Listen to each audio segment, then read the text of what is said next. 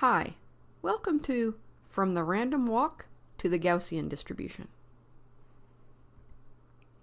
In this video, we're going to talk about the behavior of a random walk. Let's say we have an object located at x equals 0. It moves in a series of n steps.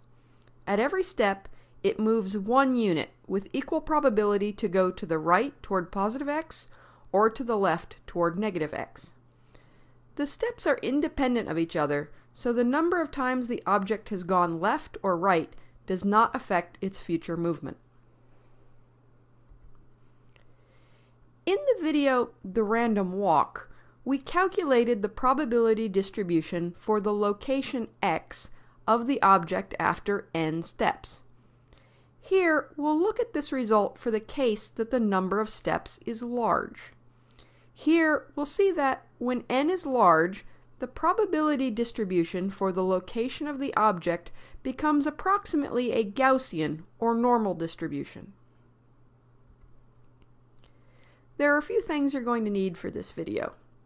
So we're going to assume that you've already seen the video The Random Walk, available on this channel. You'll also need some basic facts about exponentials, such as the fact that x equals e raised to the power of the natural log of x, and e to the x times e to the y equals e to the power of x plus y, and that e to the x power raised to the y power equals e to the power of xy. We'll also be using Stirling's approximation for large factorials, so you might want to take a look at that before continuing with this video. And also, we'll use a series expansion of the natural log. So the natural log of 1 plus x is equal to x minus 1/2 x squared plus 1/3 x cubed, etc., as long as the absolute value of x is less than 1. Okay, so with that, let's get started. Okay, so our object starts at the location x equals 0. Its location after n steps is determined by how many steps it takes to the right, which we will call m, and how many it takes to the left, which would be n minus m. The order in which it takes the n steps doesn't matter. The position x of the object after these n steps is given by x equals the number of steps to the right, which is m, minus the number of steps to the left, which is n minus m. So x equals 2m minus n. For most of this video, we'll work in terms of m and convert our results to be in terms of x at the end. In the video The Random Walk, we saw that the probability, after n steps, for the object to have taken m steps to the right and n minus m steps to the left was given by what we called p of m given n, which equals 1/2 to the n power times n factorial over m factorial n minus m factorial. Now we'll work out an approximation to this expression for the case where n is large. As m is typically about n over 2, we will also take m and n minus m as large. The derivation of p of m given n, as shown above, is a special case of a derivation of the binomial distribution where pH equals 0.5. Perhaps not surprisingly, the large N expression for p of m given n, which we will derive here, is a special and somewhat simpler case of the derivation we do in the video The Binomial Distribution for Large N. If you'd like to explore the more general case, you might want to check that video out. There is one feature of the binomial distribution which we're going to borrow for use here. In the video Mean and Standard Deviation of the Binomial Distribution, we saw that the standard deviation sigma m of the binomial distribution was given by sigma m equals the square root of n pH 1 minus pH. For the case pH equals 0.5, this gives sigma m equals the square root of n over 2. We'll put this to use in a few minutes. So we want to get an approximation to our expression for p of m given n, which was 1/2 to the n times n factorial over m factorial n minus m factorial, for the case when n, m, and n minus m are all large. To do this, we're going to make use of Stirling's approximation for large factorials. So Stirling's approximation tells us that n factorial is equal to the square root of 2 pi n times n over e raised to the n power times 1 plus terms of order 1 over n. If n is large, we can neglect the terms that are of order 1 over n inside the brackets. And so we have that n factorial is approximately equal to the square root of 2 pi n times n over e raised to the n power. Okay, so our expression for p of m given n contains 3 factorials: an n factorial, an m factorial, and an n minus m factorial. So now we're going to apply Stirling's approximation to the n factorial, the m factorial, and the n minus m factorial in this expression. Okay, so on top we have an n factorial.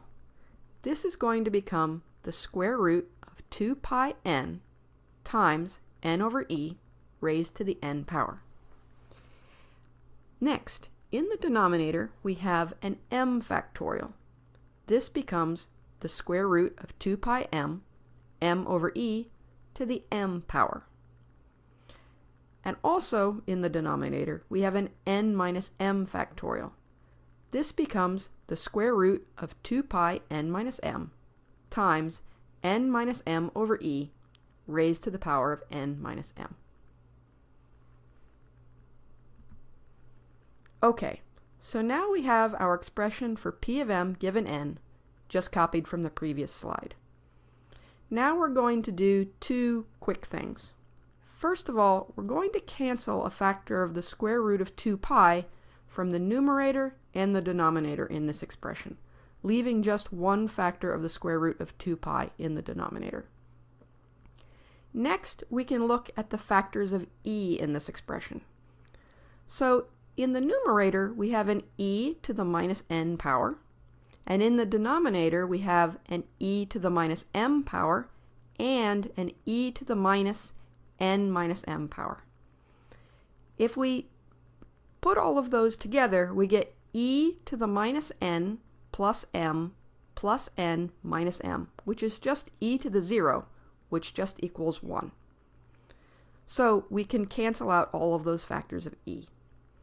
So we get that p of m given n is approximately equal to 1/2 to the n times the square root of n times n to the n over the square root of 2 pi, the square root of m, m to the m, times the square root of n minus m times n minus m to the n minus m power. Now we can make this look slightly prettier by collecting all of those square roots together, and so we get that p of m given n is approximately equal to 1 over the square root of 2 pi, 1/2 to the n, times the square root of n over m, n minus m, times n to the n over m to the m, n minus m to the power of n minus m. Okay, so now we have our expression for p of m given n. Let's take a look at the last factor in this expression, the n to the n over m to the m, n minus m to the n minus m. let's divide the top and bottom of this last factor by n to the n. So in the numerator, we get n to the n divided by n to the n. That just gives 1. In the denominator, we can get m over n to the m power times 1 minus m over n raised to the power of n minus m. And now we can make this a little bit prettier by writing 1 over m over n to the m power as m over n to the minus m, and writing 1 over 1 minus m over n to the n minus m power as 1 minus m over n to the m minus n power. So now we get that p of m given n is approximately equal to 1 over the square root of 2 pi, 1/2 to the n, times the square root of n over m, n minus m, times m over n to the minus m power, times 1 minus m over n to the power of m minus n. Okay, so now we have our expression from the previous slide. Now we can simplify this by using the fact that the mean value of m is equal to n over 2, and the standard deviation of m, sigma m, is equal to the square root of n over 2, and that's much less than n. So the standard deviation of m tells us approximately, typically, how much m differs from its mean value of n over 2. So we can write m as n over 2 plus delta, where delta is of the order of sigma m, which is much less than n. Okay, so writing m as n over 2 plus delta gives the following three relations. First, n minus m is equal to n over 2 minus delta. Second, m over n is equal to 1/2 plus delta over n. And third, 1 minus m over n is equal to 1/2 minus delta over n. Now let's substitute these three relations into our expression for p of m given n. Let's look at each factor in p of m given n individually and see how this works out. So first, out front, we have 1 over the square root of 2 pi times 1/2 to the n power. These factors are unaffected by our relations, so they just go through unchanged. Next, we have a square root. The square root of n over m n minus m.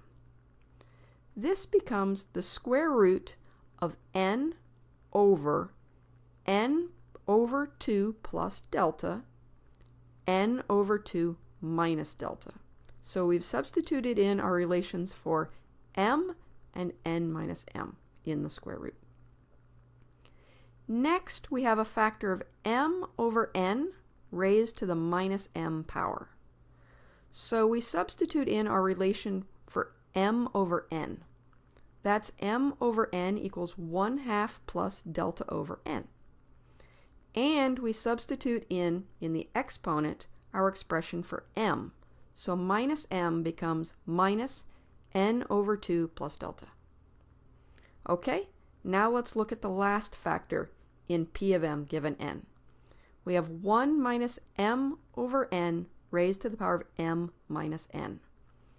1 minus m over n equals 1/2 minus delta over n, so we substitute that in.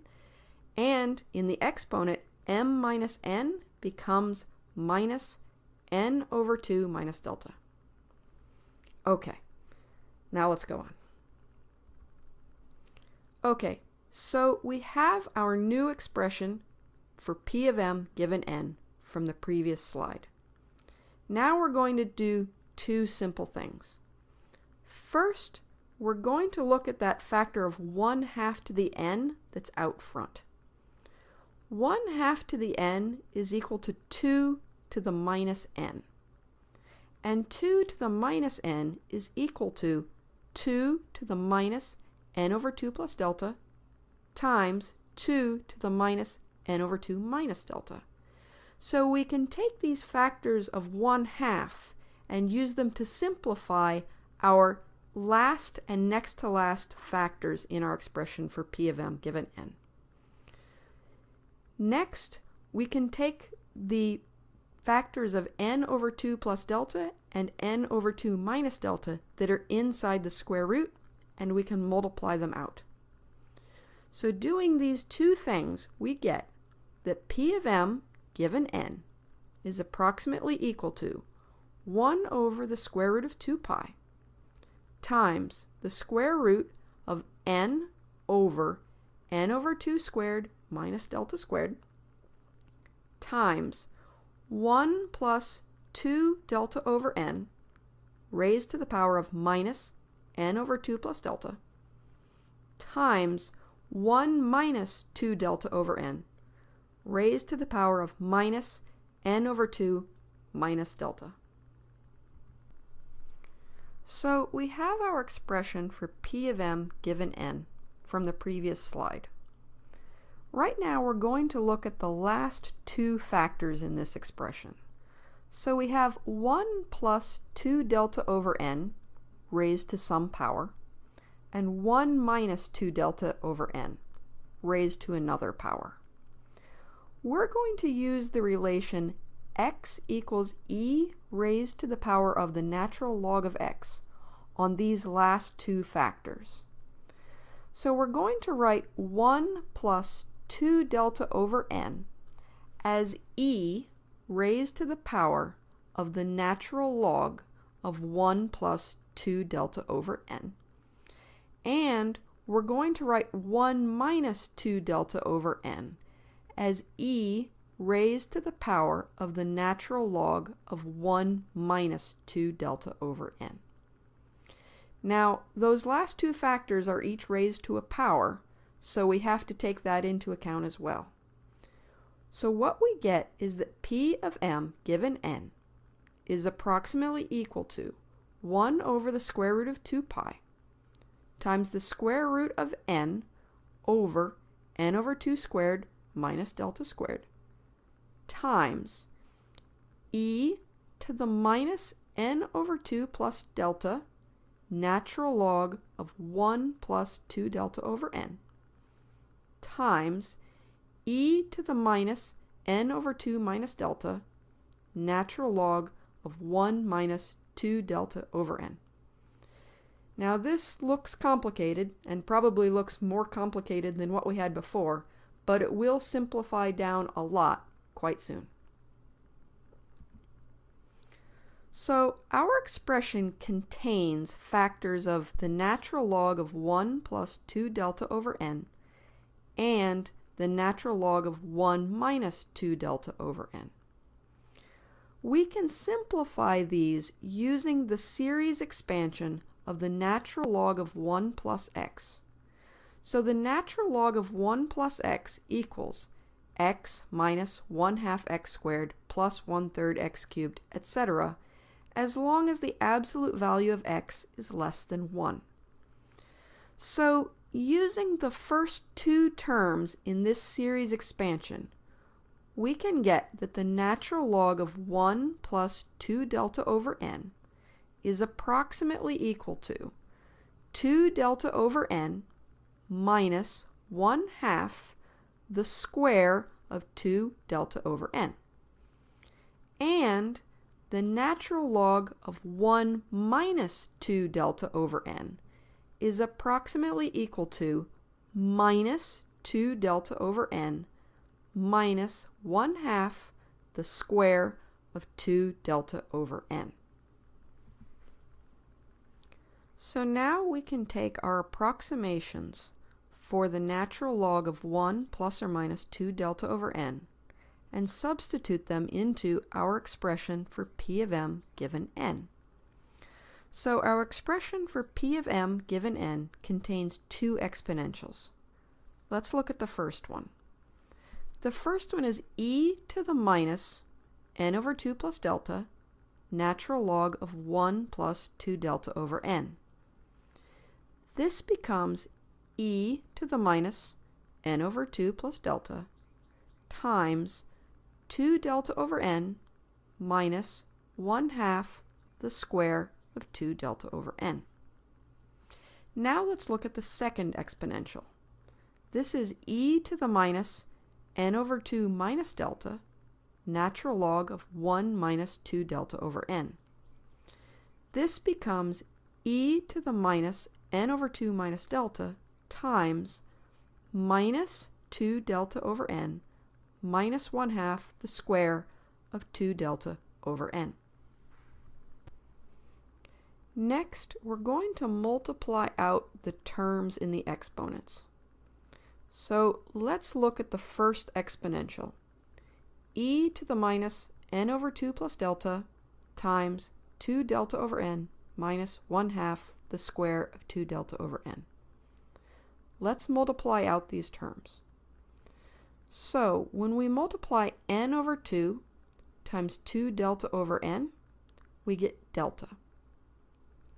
Next, when we multiply the delta times the 2 delta over n, we get 2 delta squared over n. Third, let's multiply the n over 2 times the minus 1/2 the square of 2 delta over n. This gives us minus delta squared over n.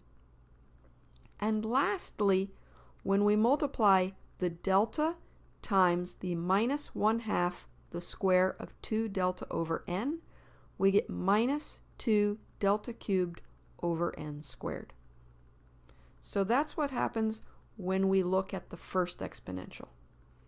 When we look at the second exponential, almost exactly the same thing happens. But this time, for the first term, instead of getting delta, we get minus delta. And for the last term, instead of getting minus 2 delta cubed over n squared, we get plus 2 delta cubed over n squared. Okay, now let's simplify the exponents. So again, we have these two exponentials. We can see that the first one contains a factor of e to the minus delta, and the second one contains a factor of e to the minus delta. These will cancel. We can see that the same thing happens with the delta cubed over n squared term at the end of each of the two exponentials. So those are going to cancel as well.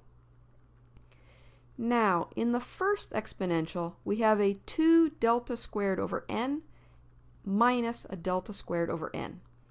This just gives us a delta squared over n. The same thing happens in the second exponential.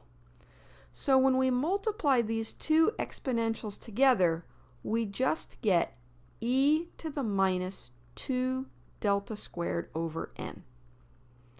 So notice that the terms in the exponents that contained odd powers of delta have canceled.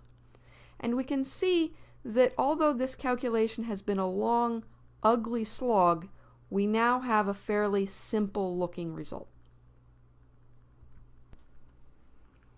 Finally, the delta squared term under the square root is small compared to the n over 2 squared sitting next to it and can be neglected. So our expression for p of m given n contained a square root of n over 2 squared minus delta squared. This can just be replaced with a square root of 1 over n over 4. And so we get that p of m given n is approximately equal to 1 over the square root of 2 pi n over 4 e to the minus 2 delta squared over n. Now let's put this back in terms of m, which equaled n over 2 plus delta, instead of delta. So we just take the exponent in our expression for p of m given n, which was e to the minus 2 delta squared over n, and we replace the delta squared with m minus n over 2 squared. So we get that p of m given n is approximately equal to 1 over the square root of 2 pi n over 4 e to the minus m minus n over 2 squared over 2 n over 4.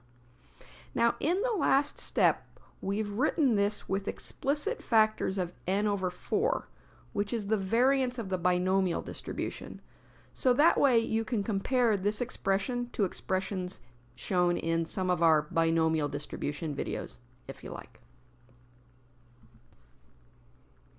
So we now have our probability distribution for m, p of m given n. But we want the probability distribution for the position of the object, x. So remember that x equals m minus n minus m, which equals 2m minus n. Now we need to make one small technical point. The object starts at x equals 0. After one step, it can be at x equals plus or minus 1. After two steps, it can be at x equals minus 2, 0, or 2. If n is odd, x must also be odd. And if n is even, x must also be even. So when we rewrite p of m given n in terms of x, we need to keep this in mind. This also follows from the fact that x equals 2m minus n. If x and n are not both even or both odd, m isn't an integer. Okay, so let's rewrite p of m given n in terms of x. So x equals 2m minus n. This implies that m equals x plus n over 2, and therefore m minus n over 2 equals x over 2. Okay, so given that, we can rewrite our expression for p of m given n. First, let's look at that factor out front, the 1 over the square root of 2 pi n over 4. We can write this more simply by taking that 4 out of the square root and replacing it with a 2 up top. So that factor becomes 2 over the square root of 2 pi n. Next, we can look at our e to the minus m minus n over 2 squared over 2 n over 4. Now, m minus n over 2, we just said, is equal to x over 2. So this becomes e to the minus x over 2 squared over 2 n over 4. And that simplifies down to just be e to the minus x squared over 2n. So now we can rewrite our expression in terms of x, and we're going to call this p rw of x given n.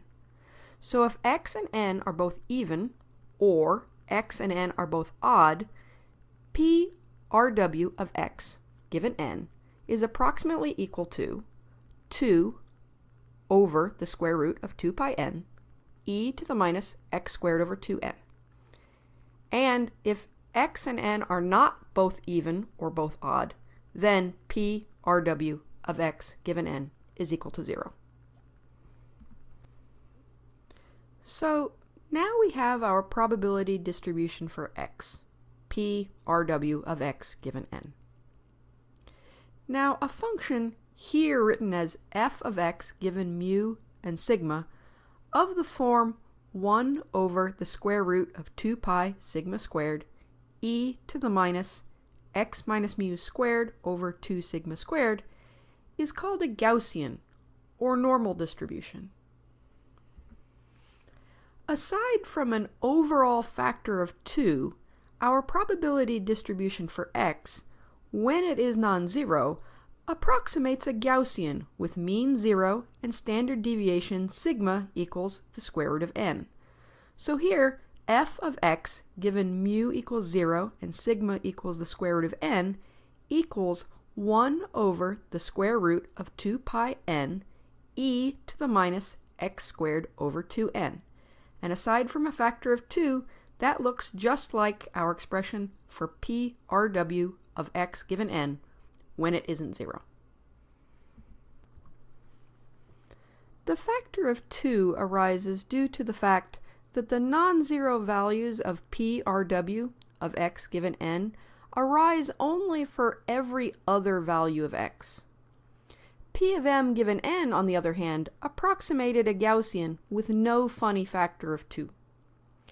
Let's compare the exact expression for the probability distribution for x to the Gaussian approximation for various values of n.